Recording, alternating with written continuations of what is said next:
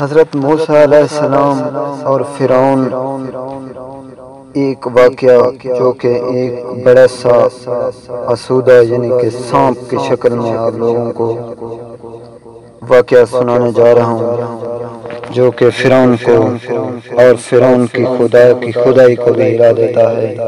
کس طرح محبوب ہے میرا خدا۔ اللہ کی طرف سے جب حضرت موسیٰ علیہ السلام کو نبوت کے مرتبے سے سرفراز ہونے کے بعد تبلیغ کے سلسلے میں فرعون کے پاس بھیجا،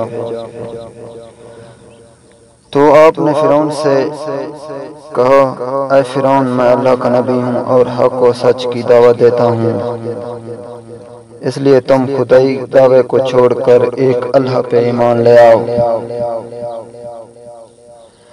تو بس یہی کہنا تھا حضرت موسیٰ علیہ السلام کا۔ فرعون کہنے لگا، اے موسیٰ،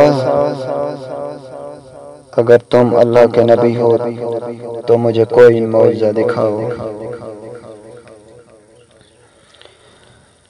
حضرت موسیٰ علیہ السلام نے فرمایا،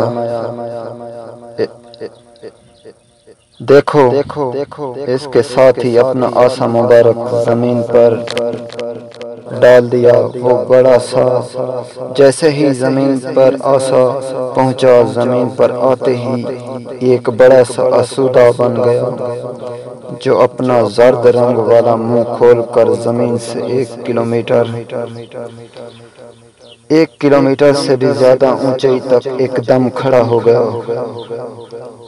اس کا جبڑا زمین کے اوپر لگ رہا تھا اور دوسرا جبڑا فرعون کے محل کے دیواروں کے اوپر لگ رہا تھا۔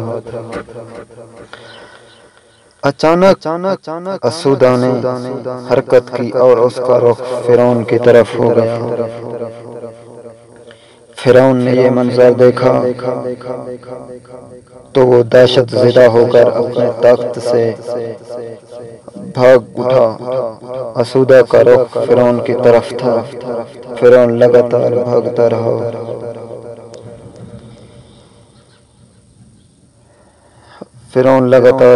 رہا۔ لوگوں میں گھس گیا۔ اس پر اس قدر بھگدڑ مچ گئی کہ ہزاروں آدمی